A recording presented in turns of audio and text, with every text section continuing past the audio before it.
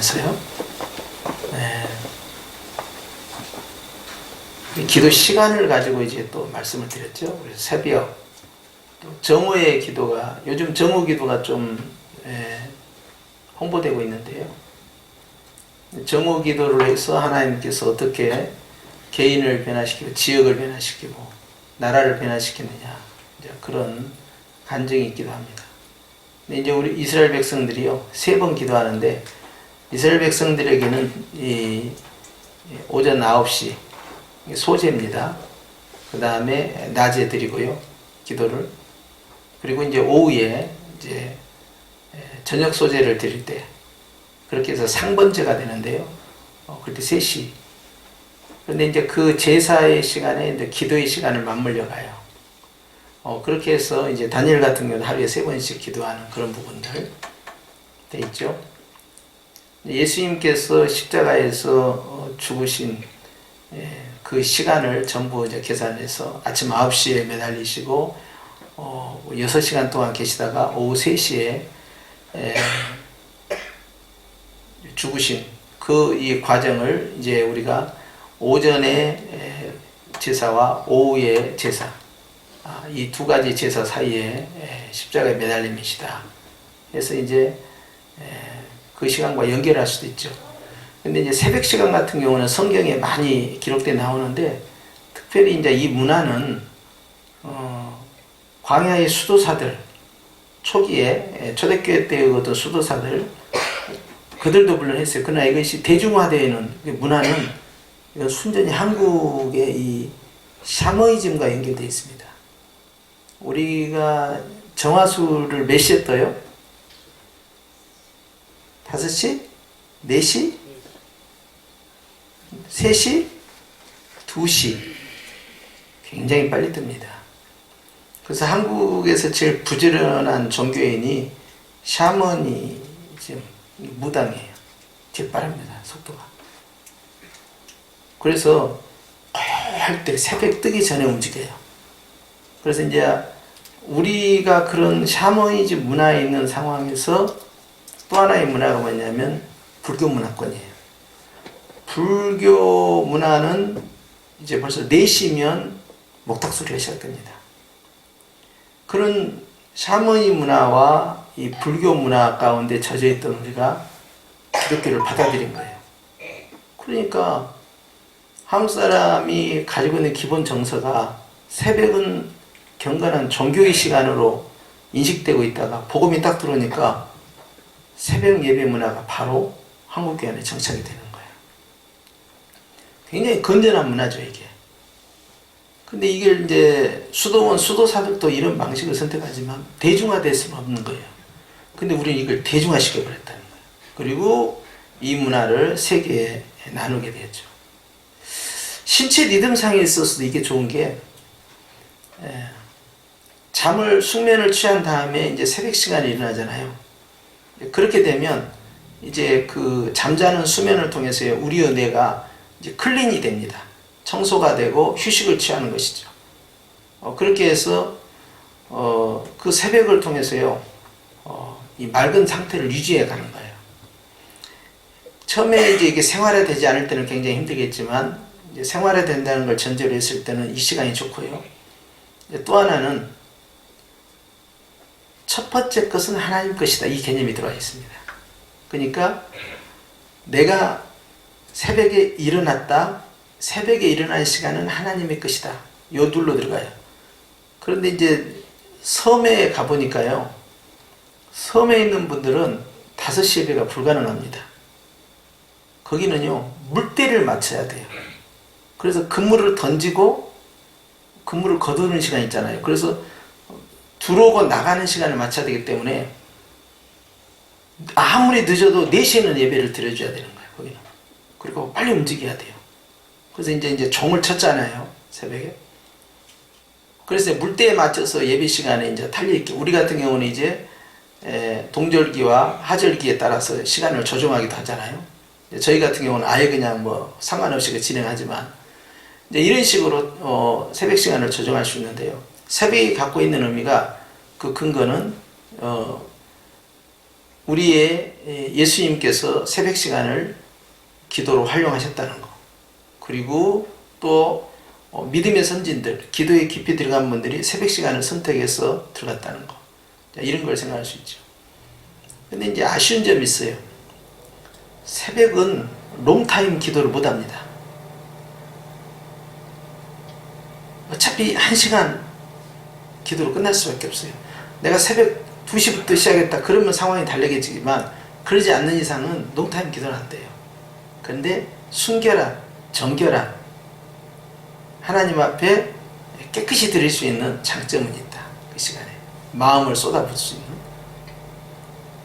근데 철야 기도 같은 경우는 장점이 뭐냐면 롱타임이 가능합니다. 이제 심야 기도하는데 형편에 따라 문화가 바뀌어서 그렇죠. 근데 전체 이 철야 기도로 들어가야 되면 보통 9시, 10시부터 시작해서 그 다음날 해가 뜰 때까지, 그래서 이제 새벽 5시까지 이런 식으로 롱타임 가니까요. 얼마든지 기도를 길게 끌고 갈 수가 있어요. 여기에서는요, 여러 가지 이 하나님과 나와의 에피소드, 많은 이 체험들, 경험들이 여기서 나타나요. 야곱 같은 경우 이제 압복강에서 한 번의 기도를 통해서 새벽까지 끌고 가지고, 그래서 하나님을 뵙는 분이엘의 경험, 그리고 물론 자기 이 허리를 다치게 되는 그런 일이 있었지만, 그렇게 해서 하나님과 씨름하게 되는 굉장히 공격적 기도를 하는 것이 철야고, 예수님 같은 경우는 이제 철야는 아니고 겟세마네 동산 같은 경우는 심야 기도죠. 그래서 1아워만 해도 시험을 이길 수 있다. 그래서 최소한으로 잡으면 1시간이고요. 최대로 잡으면 3시간 기도를 잡을 수 있죠. 겟세마네 동산 기도를. 매일 하루에 1시간씩 기도할 수 있다. 그러면 상당히 영적 상태를 깔끔하게 끌고 갈 수가 있습니다. 근데 하루에 3시간씩 기도를 끌고 갈 수 있다. 정상적 생활을 하면서 사역자든 아니면 일반 성도들 간에 그렇게 할 수 있다. 그러면 이제 거기에서는 굉장한 어떤 영적인 신령한 은혜들이 경험될 수밖에 없는 구조예요. 하루에 3시간씩 끌고 간다는 것은. 근데 이제 3시간을 쪼개버렸다. 새벽에 1시간, 점심때 1시간, 뭐 저녁에 1시간, 또는 아침에 1시간이고 오후에 퇴근하고 나서 저녁에 밤에 2시간 이렇게 가면은 이제 3시간 롱타임은 좀 어려워요. 그렇게 하면. 그래도 전체 합산을 해서 3시간을 했다 그러면 아주 대단한 것입니다. 그게. 어떤 분이 7시간을 기도했다는 분이 있었어요. 7시간 같은 경우는 사실상 매일 철야 기도가 되는 거죠. 그러면 영적인 깊이가 훨씬 깊어질 수밖에 없는 구조다. 그래서 이제 내가 그러면 하루에 기도 11조를 해야 되겠다. 기도 11조는 당연히 몇 분이에요? 여러분 또 계산하느라고 2시간 40분 24시간 이렇게 계산하면 안 돼요. 3시간으로 해야 돼. 이게 가령 11조를 내가 68만 5천을 받았다. 6만 8천 5천을 그렇게 하지 말고 그냥 7만 원 드리세요. 그냥 그걸 그렇게 우리 새 전으로 해야 돼. 새 후로 해야 돼. 어느 것이 하는 것이 자기 마음이 편안한가 결정해서 넉넉하게. 나 이번에 어떤 목사님 만났는데 그 목사님 그래요. 자기는 평생에 10에 5조를 했대요. 아니, 어떻게 5조를 했느냐 그랬어요. 근데 본인이 정말 10에 5조를 했는데요. 돈이 떨어져야 되는데 하나님께서 어떻게 다 채워주신대요. 내가 주변에 있는 웬만한 목사님들보다 재정 여유가 훨씬 많다는 거예요. 그래서 정말 간직거리가 많다는 거예요. 그래서 하나님이 또 저분은 저런 식으로 경험을 시키지 말고 그래요. 그래서 우리가 말이죠. 이제 각자의 이제 경험이 있는데 기도 시간이 길어지는 건 좋은 겁니다. 이 기도의 이 양에다가 질까지 경험하게 되면요, 이게 굉장히 좋은 것이죠. 그래서 이 새벽 시간, 그 다음에 이 정오 시간, 저녁 시간 같은 경우는 결국 심야 시간이에요. 저것은. 그 다음에 철야 시간, 철야를 내가 한번 딱 작정을 들어간다. 그러면 이건 전부 최소 7시간씩 잡아 들어가기 때문에 롱타임 들어가니까요. 아주 굉장히 강렬하면서도 깊이 있고요. 주님과 아주 많은 대화를 나눌 수가 있는 것이죠. 그런 게 좋아요. 작정 기도가 왜 필요하냐? 난 작정하지 않고 기도하겠다. 여러분, 내가 밥 먹기 싫어서 아침 금시간 안 먹는 거, 금식한 거하고 내가 작정을 하고 40일 동안 오직 금식을 할 때하고요, 완전히 다릅니다. 그리고 뭐가 있냐면 아침에 식사할 수밖에 없는 어떤 상황이 발생할 수가 있어요. 그래서 내가 먹기 싫어서 금식하는 것과 작정은 다르다. 기도도 마찬가지예요.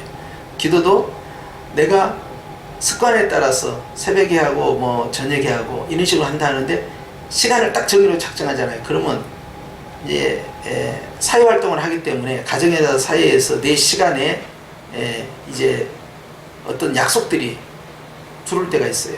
그리고 그 기도를 진행하지 못하는 어떤 가정의 어떤 특별한 상황이 발생할 수가 있어요. 이럴 때가 이제 곤란하죠. 그런데 작정 기도가 시작이 되면요, 가장 우선수가 기도입니다. 기도. 그래서 정말 위급하고 화급한 상황이 아니면은 전부 우선이 기도로 들어가요. 그러니까 작정 기도를 쉽게 작정하면 안 됩니다. 왜냐하면 자기가 작정해놓고 너무나 어렵거든, 상황이.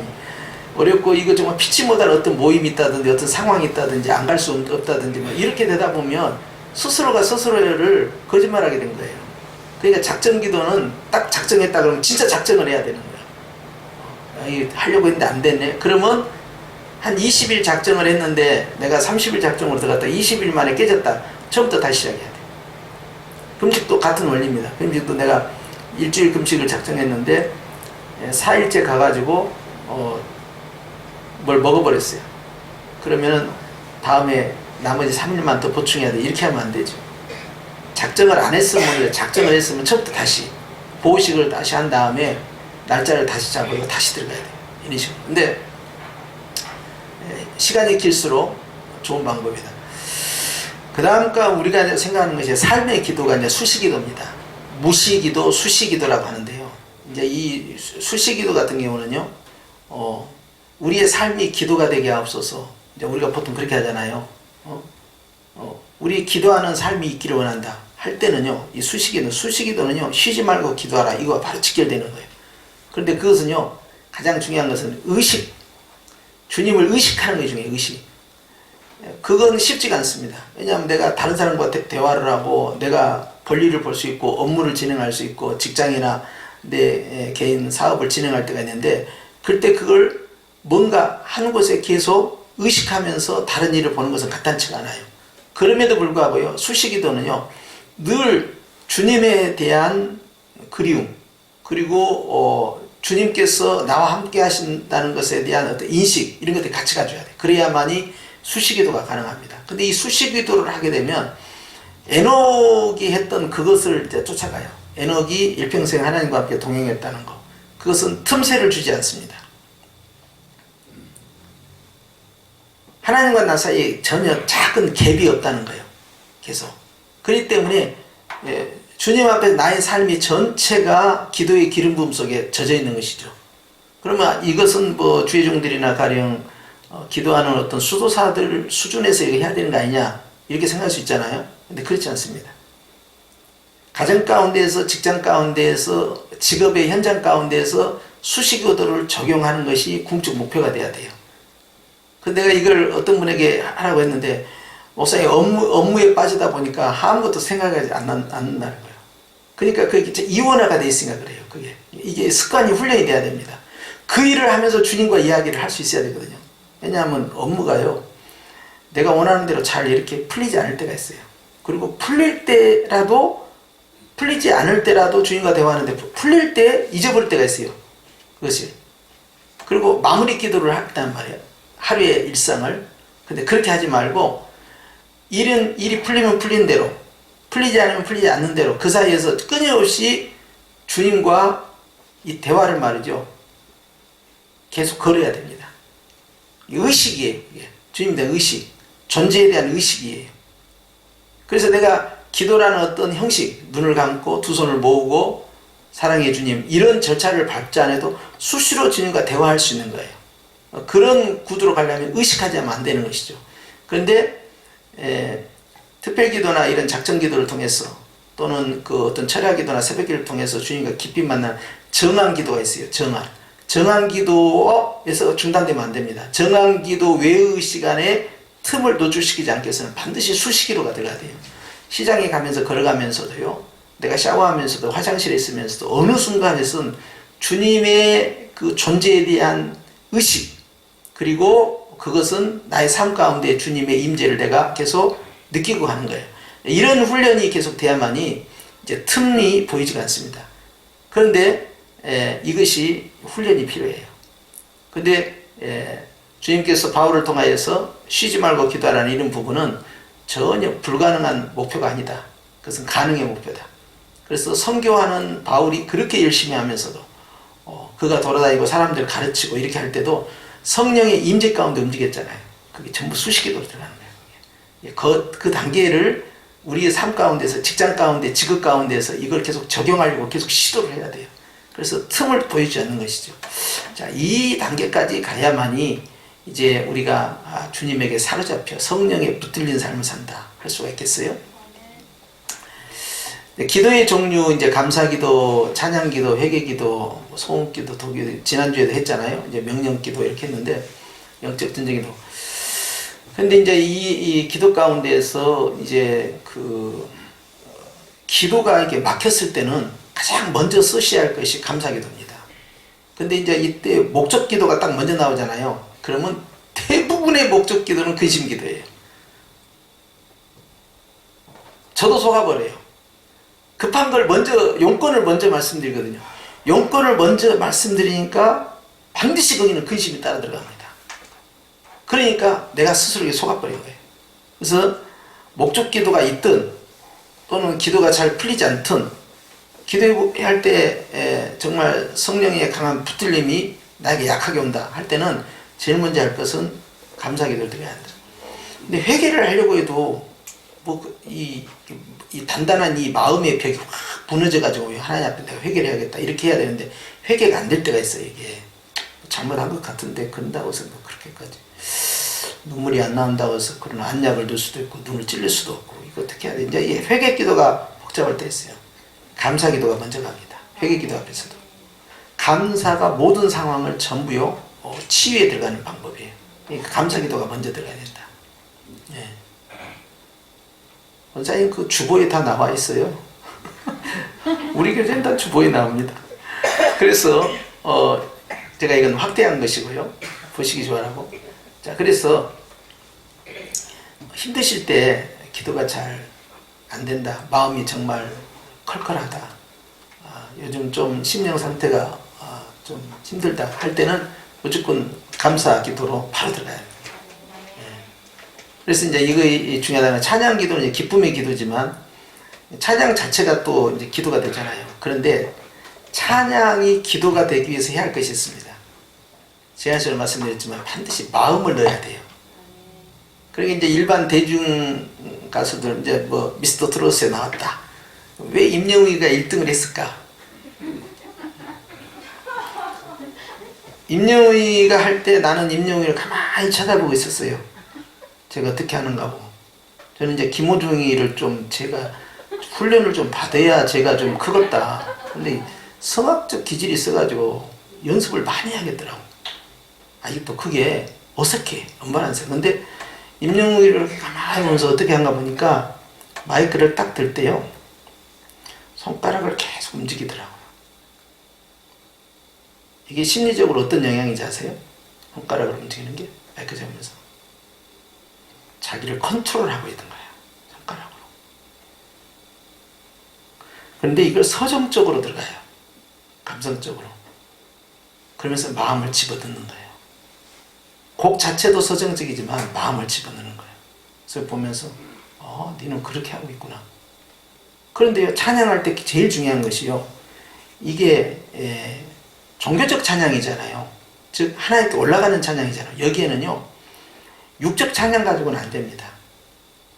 그 때문에 영적 찬양으로 가야 되는데 영적 찬양 들어갈 때는요. 가장 그 가운데 기본이 들어갈 것이 마음이에요. 그래서 그 가사 가운데 내 마음이 들어가야 되고 그 곡 가운데 내 마음이 올라타줘야 돼요. 그리고 성령께서 그 찬양을 이끌어 주실 때 자, 마음으로 드리고 영으로 드린단 말이에요. 그랬을 때 이것이 기도가 돼버려요. 그런데 그냥 찬양하잖아요. 마음도 들어가지도 않고 성령의 임재도 기대하지 않으면서 그냥 해서 그건 음악입니다. 음악. 노래한 거예요. 노래. 그래서 이제 전에 이제 어떤 음악 전공한 친구가 와가지고 찬양을 했는데 아주 찬양을 잘하더라고요. 예, 그 음악을 전공했으니까. 그래서 내가 그랬죠.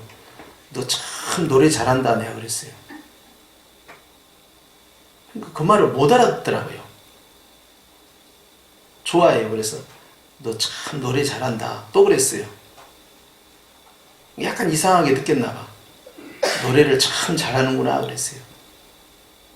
만약 우리가 노래 잘하는 사람의 그 노래가 하나님 앞에 상달되는 원리라면요, 음치들은요 다 못 가는 거예요. 거기에. 이걸 생각하셔야 됩니다. 성악가의 그 노래가 보좌 앞에 올라간다고 생각하십니까? 음악성하고 관계없다는 사실을 아셔야 돼요. 음악성과 아무 상관이 없어요. 이게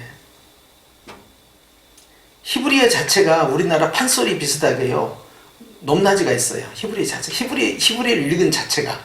그러니까 히브리 음악이 이제 원래가 자음과 모음이 이렇게 들어있잖아요. 원래는 히브리어는요 모음이 없습니다. 이게 우리나라는 모음 자음이 있고 다르잖아요.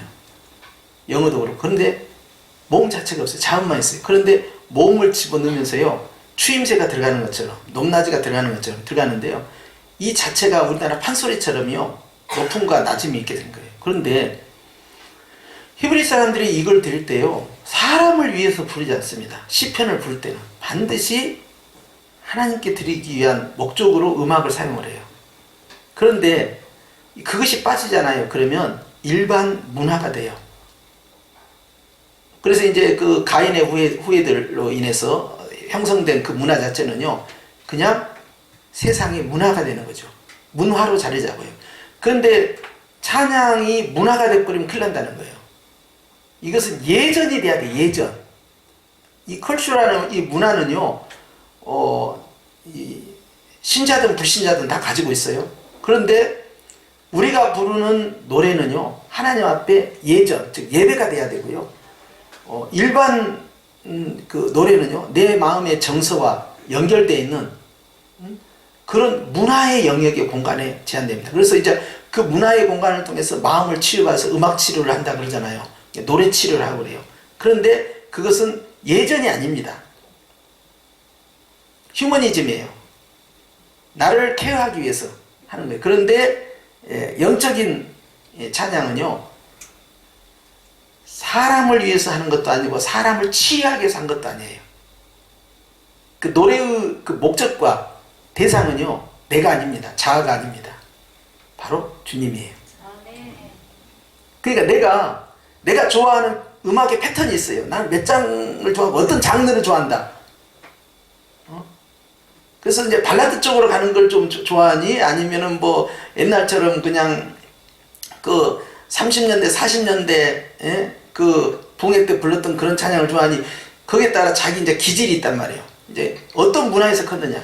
그럼 그 문화를 좋아하는 사람들은 70년대 80년대 그 문화로 가고, 아니야 나는 뭐 두란노풍으로 나는 좀 감정이 들어있는 그런 찬양을 좋아한다. 그러면은 이제 그런 사람은 자기가 좋아하는 또 곡이 있어야 그런데 아셔야 할 게 있습니다. 아무것도 중요하지 않습니다. 음악은요 취향으로 결정되면 안 돼요. 주님께 올려드리는 거예요. 그러니까 내 스타일, 내 취향을 하는 순간에 그것은 휴머니즘이야. 문화야. 노래라는 음악이 돼버리는 거예요. 내가 모르는 노래예요. 내가 익숙하지 않는 장르야 이게. 난 복음성가를 좋아하는데 나는 찬송가는 딱딱해. 난 찬송가는 신고, 나는 성가곡을 좋아해. 이 취사 선택이 신앙의 편식이 딱 되는 거예요. 아무 의미가 없어요 이게. 그럼 어떻게 해야 되느냐 보세요. 음악은 누가 받으십니까? 하나님이 받으시죠. 자, 음악은 주님이 향기롭게 받으시는 제사라고 그랬어요. 찬미의 제사, 입술의 찬미의 제사. 자, 찬미의 제사면 제물이란 말이에요. 그러면 주님이, 우리가 주님께 여쭤보면, 주님 어떤 걸 좋아하십니까? 메뉴를 선택하십시오. 양고기입니까? 쇠고기입니까? 아니면 오리고기입니까? 어떤 고기로, 아니면 물고기로 해드릴까요? 오늘 일식입니까? 양식입니까? 한식입니까? 주님 우리가 손님에게 이렇게 말씀을 드리잖아요. 그런 것처럼 주님께 말씀을 드린 거예요. 선택을 누가 하느냐? 주님이 선택하셔야 돼요. 주님이. 그러면 주님이 원하는 찬양이 있다고요. 그런데 우리가 제한을 시킵니다. 내가 원하는 방향으로 내가 제한을 시키고 해서 결국 자기 스타일로 가는 거예요. 그래서 자기 풍이 나와요. 자기 풍이 노래가. 그래서 노인들은 젊은이들이 부르는 노래가 별로 마음에 안 들고 젊은이들은 노인들이 부른 옛날 70년대 그런 복음성가가 마음에 안 들고 올드 스타일이야. 그지? 그런데 나는 다 틀렸다는 이야기야. 아무 의미가 없다는 나는 생각이에요. 왜 그런지 아세요? 이것은 우리를 위해서 부른 게 아니고 성도를 위해서 부른 것도 아니고 우리 스스로가 자가치료하려고 부른 게 아니에요. 우리 음악치료하는 시간 아닙니다. 예전이에요. 예전 찬양은 받으시옵소서 봉헌 끌어올리는 거예요. 누가? 주님이 받으셔야 돼요. 주님이 원하는 메뉴를 선택해서 주님이 원하는 곡으로 들어올리는 거예요. 그러니까 내가 원하는 거하고 아무 상관이 없는 거예요. 거기에 우리의 마음이 열려 있어야 됩니다. 주님이 원하시는 찬양을 주님께서 원하시는 제목을 가지고 올려드리는 거예요. 거기에 나는 내 마음을 실어야 됩니다. 그럴 때 성령께서 임재하세요. 끌고 가셔요. 그런데 부르다가 분위기 깨는 사람이 있어요. 1옥탑을 끌어내려. 특히 남자분들이 옥탑으로 끌어내려서 불러버려 그냥. 왜?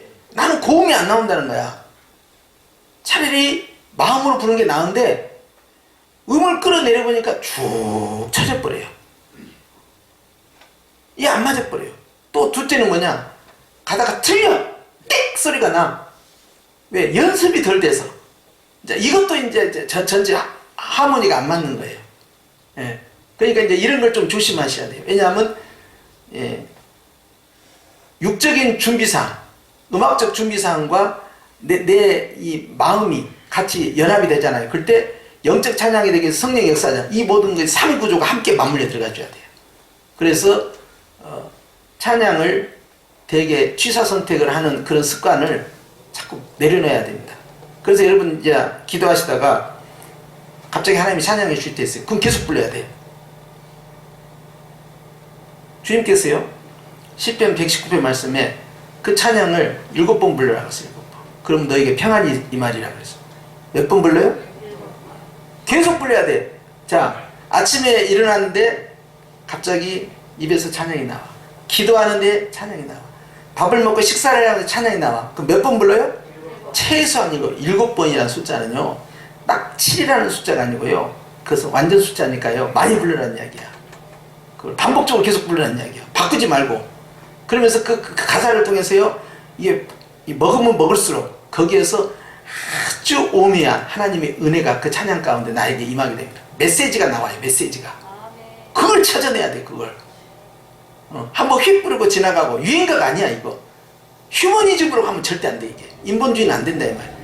이것은 문화가 되면 안 되고 예전이 돼야 된다. 그래서 그리고 찬양이 나에게 나왔다 그러면 하나님 나에게 주시는 지금 메시지예요.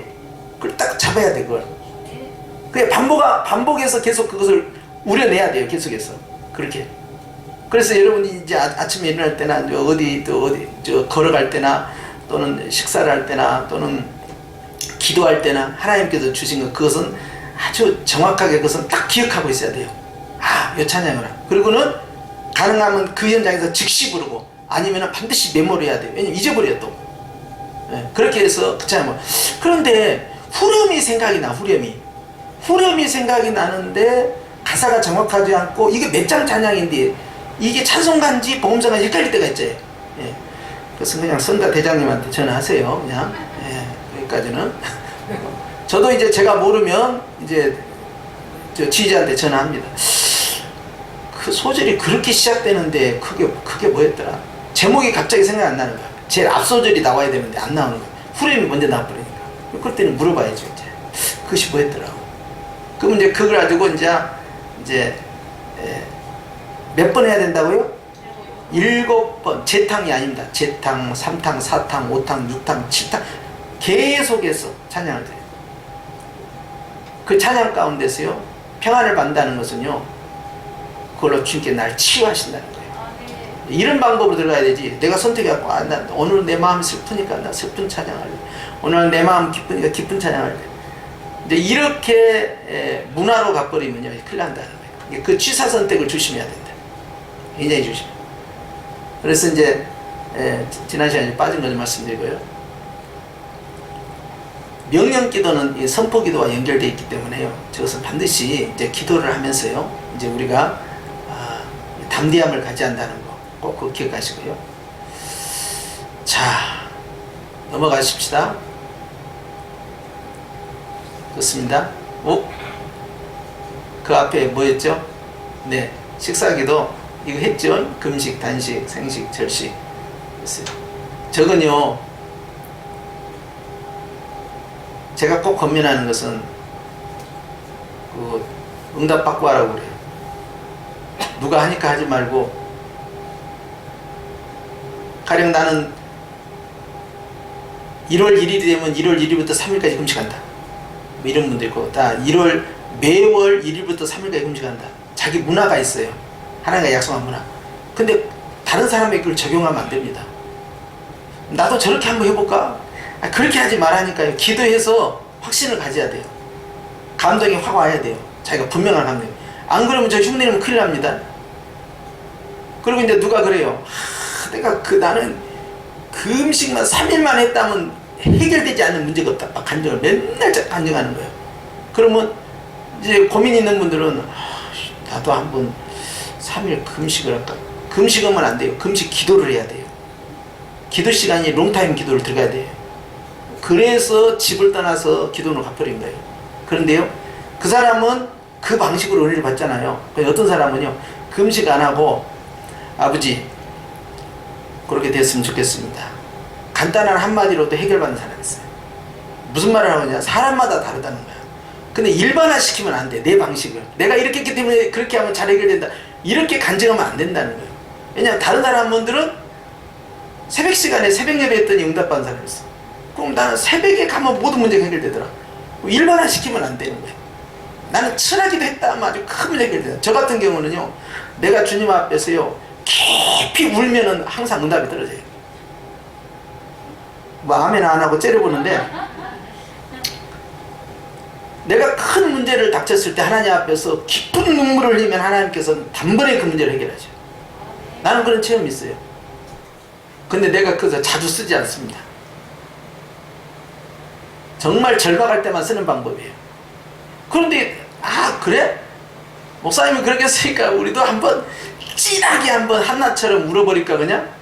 이런 방식으로 하면 안 돼요. 근데 우리가 이제 누가복음이나 이제 히브리서에 보면 예수님께서요 힘쓰고 애쓰고 땀방울 핏방울 대로 기도하셨잖아요. 그게 주님이요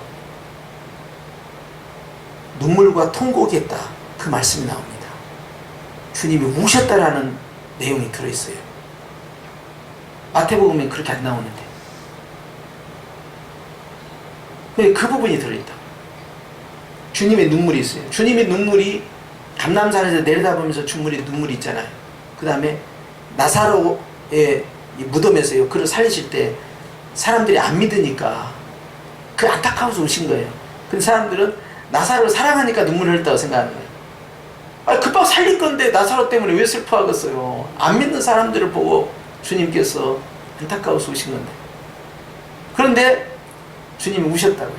몇 번. 눈물의 기도가 있어요. 야, 근데 눈물의 기도하면 응답이 빠르단다. 아무리 안양 넣어봐야 소용없고요.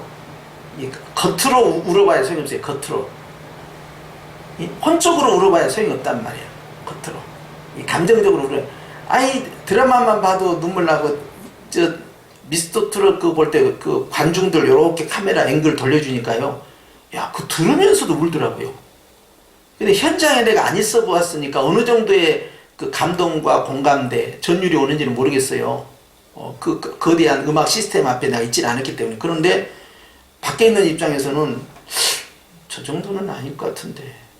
근데 내가 과연 그 현장에 있다고 해서 나도 눈물이 날까? 설사 눈물이 난다 해도, 드라마를 보고 눈물이 난다 해도, 영화를 보고 눈물이 난다 해도 그것이 주님이 흘리신 그 뜨거운 눈물은 아니라는 거예요. 그냥 혼적으로 흘린 거예요.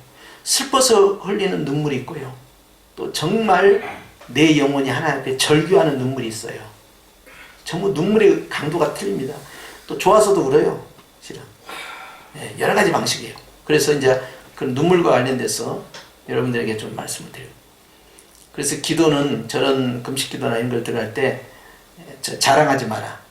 마태복음 6장에 있는 말씀처럼 금식하는 자는 자랑하지 말고 담임 목사를 제외하고는요 침묵하시는 게 좋아요. 그리고 가족에게 협조를 구하려면 가족에게만 도움을 구하고 가족이 그거 듣고 시험이 될 것 같으면 아예 금식한다는 말을 했어도 안 될 것이고 그리고 이 금식이 나의 자랑이 돼서는 안 된다. 그걸 꼭 기억하셔야 돼요. 그러면 이제 의미가 없다 이 말이에요. 특별한 목적 기도로 들어가는 금식 같은 경우는 그것은 공동으로 집단으로 이렇게 도고 기도하면서 하는 금식 같은 경우는 상관없겠죠. 그런 경우는 다른 사람들과 팀을 형성해서 들어가는 금식이 있고 또 요즘 이제 그거 있잖아요. 릴레이 금식 기도 뭐 이런 것도 있고 다른 그래서 이제 며칠씩 이제 내가 3일 할 때가 너도 3일에 또 3일에 이어가는 그런 기도가 있고 자 넘어갑시다. 그래 기도의 응답과 관련돼서 이제 읽읍시다. 마태복음 6장 33절 시작. 너희는 먼저 그의 나라와 그의 의를 구하라. 그리하면 이 모든 것을 너희에게 더하시리라. 자, 오늘의 주제는요. 원래 본문에 있어서는 무엇을 먹을까 입을까 마실까 염려하지 말고 너희는 먼저 그의 나라와 그의 의를 구하라. 이것이 핵심 포인트입니다. 본문에 있어서는. 근데 저는 이제 기도 응답으로 이제 포커스를 맞췄으니까요. 그리하면 이 모든 것을 너희에게 뭐 하시리라? 더하시리라가 지금 이제 저는 포인트로 돌리는 거예요. 본문의 원 의도는 구할 필요가 없는 것은 구하지 말고 꼭 구해야 할 걸 우선순위를 선택과 집중을 하라는 거예요. 그게 본문의 원 의도입니다. 그런데 그렇게 하면 결과가 어떻게 되느냐는 거예요. 너희가 구하지 아니한 그 문제들까지 어떻게 된다는 거예요. 너희에게 구했을 때보다 더 훨씬 많이 주신다는 거예요. 이런 것을 경험을 자꾸 하셔야 됩니다. 내가 정말 필요한 것이 있는데 또 필요할 것 같은 것이 있는데 안 구했어. 그냥 가만히 있었어. 그리고는 하나님의 뜻을 구하고 하나님의 나라를 구하고 하나님이 원하시는 것을 초점해서 기도를 했어요. 사실 내 개인적인 문제도 좀 말씀드리고 싶었는데 그냥 안 했어요. 그랬는데 하나님께서 내가 그렇게 목적 기도를 하지 않았음에도 불구하고 문제가 쉽게 그리고 훨씬 더 좋게 진행된 것을 경험이 누적이 돼야 됩니다. 그래야만이 확신이 더 생기는 거예요. 나중엔 안 해버려요 그냥. 그러면 마태복음 6장 33절이 살아있는 말씀에 대해서 꿈틀꿈틀 움직여가지고 나에게 딱 새겨지는 거예요. 이제 그런 경험들이 있어야만이 이거 확신입니다. 확신. 그래서 확신은 경험이에요. 그래서 이런 경험들을 이제 소소한 것부터 시작해서 자꾸 누적을 시켜야 된다. 그러면은 이제 다른 사람에게서 이제 안 밀리는 것이죠. 그렇다고 해서 제가 목적 기도나 이런 거 안 하는 거 아닙니다. 급할 때는 그냥 막 짚고 기도하는 거예요. 급하니까. 근데 하고 나면 이제 이런 게 있어요. 나는 급했는데 주님 하나도 안 급하더라고. 그때 무한하게 짝이 없어 그냥.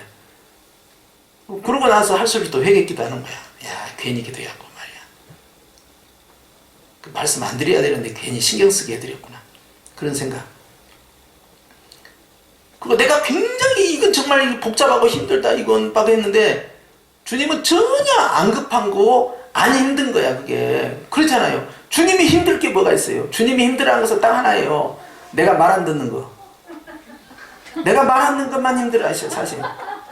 그런데 사실 주님이 힘들어할 문제가 뭐가 있어요. 다 뭐 이게 간단한 거지 그냥 뭐야. 훅 하면 끝나는 거지. 그런데 내 심령이 말이죠. 하나님 뜻대로 보세요. 그걸 하나님이 어떻게 하신다고 그랬어요? 예수님께서 아버지 보좌 우편에서 눈물로 기도하시는 거죠. 그게 복잡한. 그러니까 내가 염려하는 그 문제는 아무것도 아닌데 나는 그걸 너무나 크게 보는 거고 진정으로 내가 봐야 할 것은 나를 보고 계시는 내 문제를 안 보고 계셔요. 주님은 나를 보고 계시는 주님하고 내가 시선 맞춤 눈 맞춤을 해줘야 되는데 그게 잘 안 돼. 왜냐하면 문제가 화급하게 나에게 다가오니까. 그럴 때 이제 갈등을 하는 거예요. 그런데 그걸 깨닫게 되면 바로 확 치고 나와야 돼요. 그러면 내가 거기서 딱 끌어버리면 주님이 그 문제에 시선 맞춤을 딱 합니다. 그래서 주님이 그걸 싹 바꿔버려요, 그냥. 그래서, 그리고 별거 아닌데 굉장히 부풀려진 것이 많아요. 허장성세해갖고요. 이 사단이 공격할 때는요, 문제를 통해서 이 가면 쓰고 올 때는요, 문제를 최대한 억울시킵니다. 그러니까 도저히 이것은 극복할 수 없는 문제처럼 좌절감을 나에게 안겨다 주는 거예요. 이 좌절감이 들어오면 절망이잖아요. 절망하면 아무것도 못합니다, 사람이. 낙심은 마귀가 주는 최고의 선물이야. 그래서 그 사람을 무력화시켜버린 거예요, 그냥. 아무것도 못해요. 그런데 주님이 그걸 보시면 웃지요. 아무것도 아닌 거지요. 별것도 아닌데 그냥 허장성세 막 해갖고 막 크게 키우는데 주님 보기 아무것도 아닌데 나는 속아버릴 수밖에 없는 거예요. 그래서 나 정신 차리고 보면 지금 별것도 아닌데 저거 갖고 신경 써가지고 그냥 이렇게 되는 거예요, 지금. 그렇기 때문에 마태복음 6장 33절이 자꾸 경험이 되고 누적이 되고 축적이 돼야 된다. 그러면 더해준다라는 것을 경험하게 되면 나중에는 기도 안 해버립니다, 그냥. 그리고 그러면 목사님 우리는 그러면 육신의 문제, 땅의 문제, 물질 문제, 건강 문제, 자녀 문제, 주택 문제, 장래 문제는 아무것도 기도 안 합니까? 그 하나님께서 딱 이렇게 그 감동을 줄 때가 있어요. 그렇다 하더라도. 그럴 때는 뭐 하냐? 따라서 선포기도. 선포기도가 명령기도인데요. 선포해 주는 거예요. 가령 아들이다. 아들 문제가 있다. 그러면 아들의 문제가 이제 이렇게 뭐 진로 문제도 있고 유학 문제도 있고 뭐 이게 생활의 문제도 있고 결혼 문제도 있고 뭐 여러 가지 직장 문제도 있을 거 아니에요. 그러면 또 딸이 있으면 뭐 결혼 시집까지 할 문제도 있고 또 뭐 출산에 할 문제 있고 뭐 직장 문제 있을 거 아니에요. 여러 가지 구체적으로 있어요. 그랬을 때 그걸 목적 기도로 딱 끄는 순간에 근심이 딱 달라붙습니다. 그럼 어떻게 하냐? 선포해 버려야 돼, 바로. 주 예수 이름으로 선포하노라. 그래서 예수님의 이름의 권세를 바로 쓰는 거예요. 그러고는 우리 홍길동에게 직장의 문제면 직장, 또 다른 문제면 다른 문제인데 직장의 문제가 열지어다. 내가 예수님 이름으로 선포한다. 그리고 내가 우리 딸 출산할 수 있도록 예수님의 이름으로 축복한다. 선포해버리는 거예요. 그럼 이렇게 입을 선포가 되잖아요. 명령기도로 선포가 되잖아요. 그러면 근심이 같이 안 나가고요. 믿음의 확신이 같이 나가잖아요. 그러면 기도한 후에 그것이 나에게 다시 근심으로 돌아오지 않습니다. 그래서 가까운 가족일수록 선포기도, 명령기도를 훨씬 많이 써먹어야 돼요. 왜냐하면 주시옵소서 기도가 들어갑니다. 하나님 아버지, 우리 아들 이번에 우리 딸 이렇게 되게 하여 주시고 이렇게 꼭 저 은혜를 베풀어 축복해 주시고 그렇게 하여 주시옵소서. 주시옵소서 기도가 들어가는 순간에 근심이 같이 붙어버려요. 그러니까 선포해버린 거예요. 그렇게 될 줄로 믿습니다. 그렇게 될지어다. 선포해버린 거예요. 내가 예수님의 이름으로 너를 축복한다 해버린 거예요. 왜냐하면 이건 성경에 설악된 거니까 부모의 권세를 바로 써버린 거죠. 자, 이런 식으로. 그래서 근심이 달라붙지 못하도록 탁 내는 거예요. 이게 결국 자기 자신과의 싸움이에요, 이게. 이게 기도에 이제 그런 노하우를 가질 필요가 있다는 것입니다. 7장 7절은 어떻게 진행될까요? 시작. 구하라. 그리하면 너희에게 주실 것이요. 찾으라. 그리하면 찾아낼 것이요. 문을 두자. 그리하면 너희에게 열릴 것이. 자, 이게 보면요. 이게 명령형입니다. 첫 번째는 뭐예요? 구하라 그랬어요. 두 번째는 찾으라. 세 번째는 문을 두드리라. 전부 지시하는 명령형 아닙니까? 왜 이렇게 할까요? 된다 이거야, 된다. 이게 된다는 걸 전제로 했을 때 이렇게 하는 거예요. 예를 들어서 염려하지 말라 이렇게 딱 단호하게 나오잖아요. 그럼 그 다음은 뻔한 이야기입니다. 내가 알아서 할게 이렇게 되는 거예요, 이게. 앞에가 딱 단호해버리면은 그 다음부터는 신고해버리는 거예요. 너희는 마음에 근심하지 말라. 그럼 그 다음은 보나 안 보나지 뭐. 하나님을 믿으니 또 나를 믿어라 이렇게 가버린 거예요, 그냥. 이게 단문으로 명령이 딱 끊어진 것이 바로 구하라, 찾으라, 두드리라 이렇게 딱 들어가는 거예요. 그러면 뒤는 보지 않아도 반드시 얻을 것이고 반드시 찾을 것이고 반드시 문이 열릴 것이고 해결된다는 거예요. 전제로 딱 깔아버린 거잖아요. 자, 이렇게 단호한 이런 주님의 이런 직설적인 이 기도가요, 우리에게 왜 명령형으로 주어졌느냐? 우리가 뭘 구할 때요, 확신이 없기 때문에 그럽니다. 이루어졌으면 좋겠는데 안 이루어지면 어떻게 하지? 그 마음이 굉장히 강해요. 그래서 마가복음 11장 23절, 24, 25절에 있는 말씀처럼요. 첫 번째가 뭐냐면 하나님을 믿으라 그래요. 이게 타이틀입니다. 그 다음에 너희가 무엇을 구할 때 그것이 이루어질 줄로 믿고 구하면 그대로 되니라 그래요.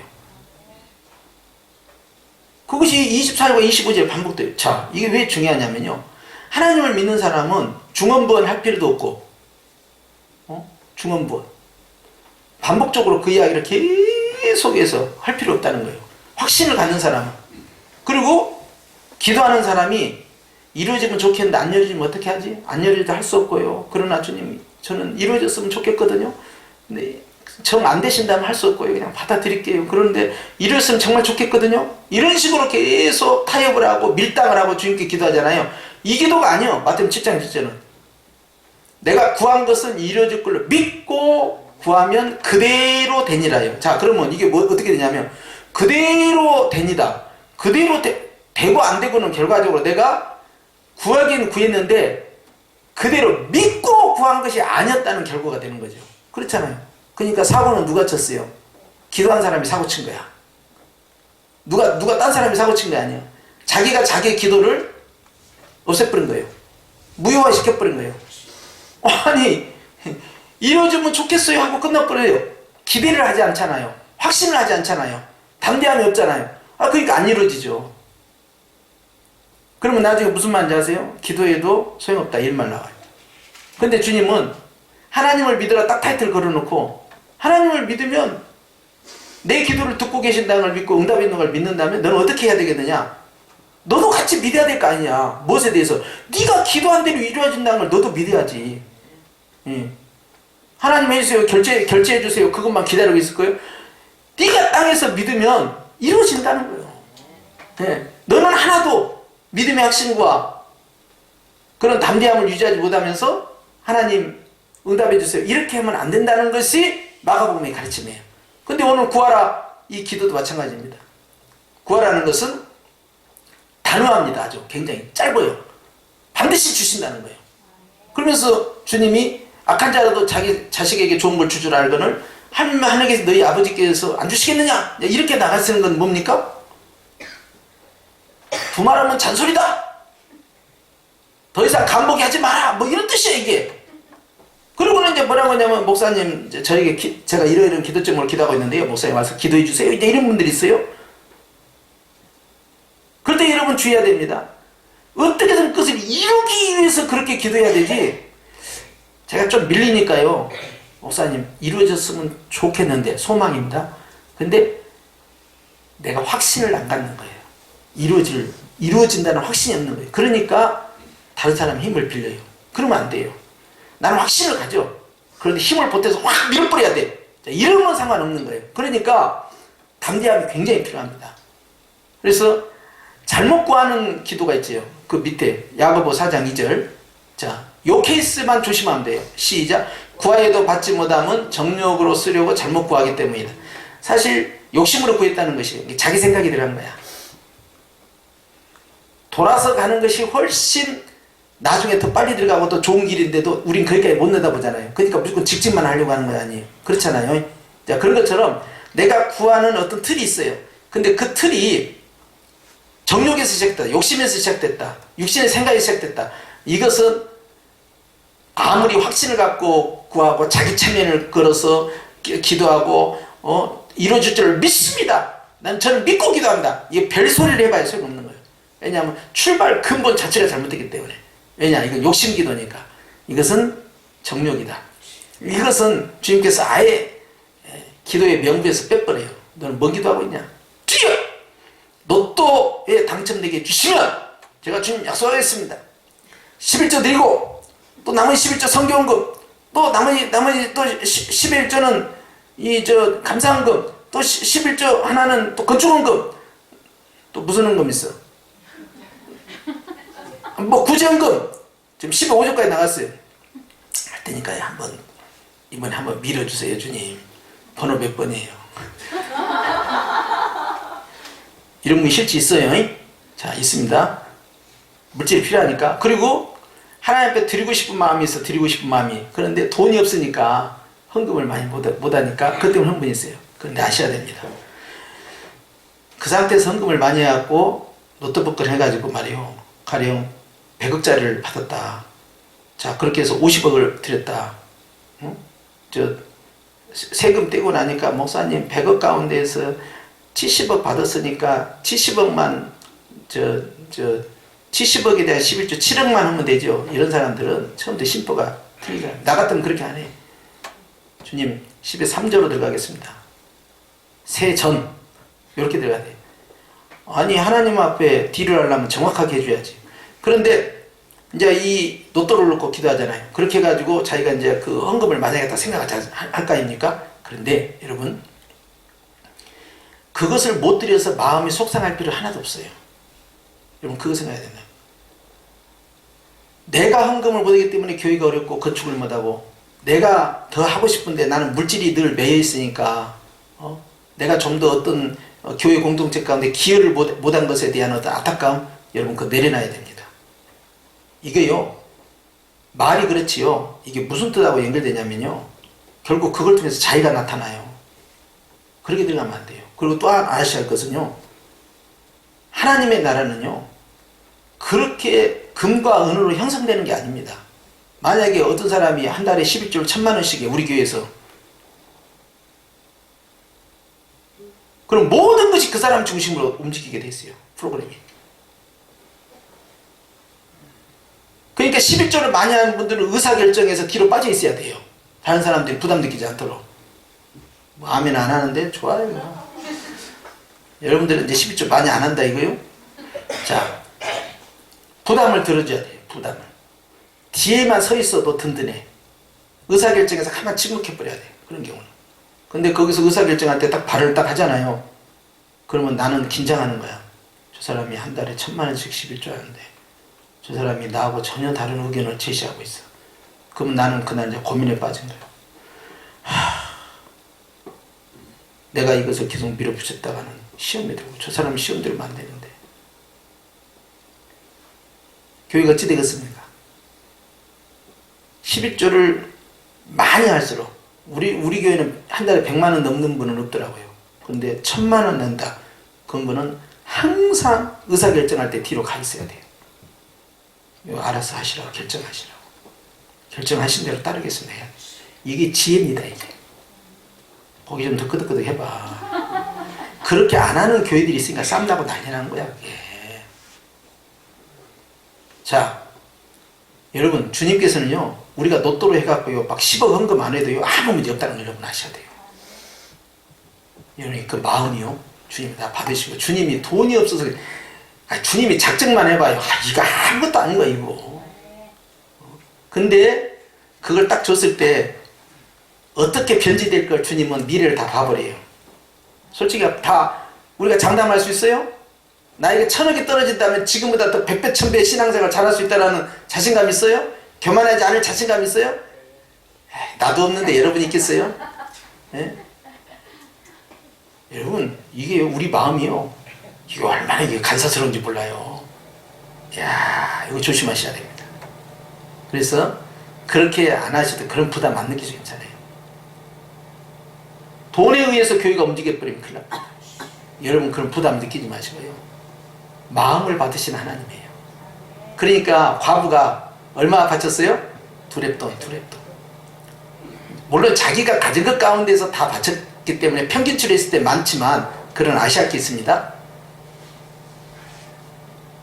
마음이 들어간 그 예물은요 금액이 적어도 아무 문제가 없어요.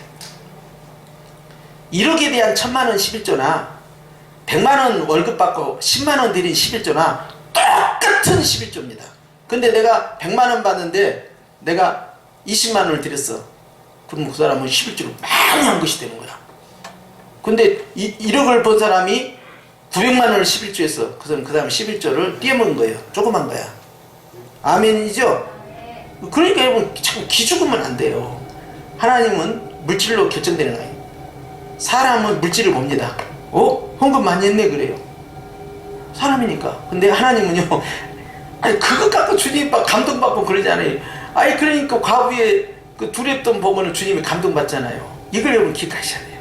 그러니까 물질 때문에 너무 교회 생활하면서 스트레스 받지 말고 야 그래도 물질이 있어야 존중받고 말이지. 그러지 교회 다니도 말이야 돈 없으면 무시당해. 막 이런 생각을 가지면 안 된다 이 말이에요. 이럴 때는 아멘을 크게 해야 녹음될 거 아닙니까? 하늘나라에 다 녹음시켜야 되고. 아멘이죠?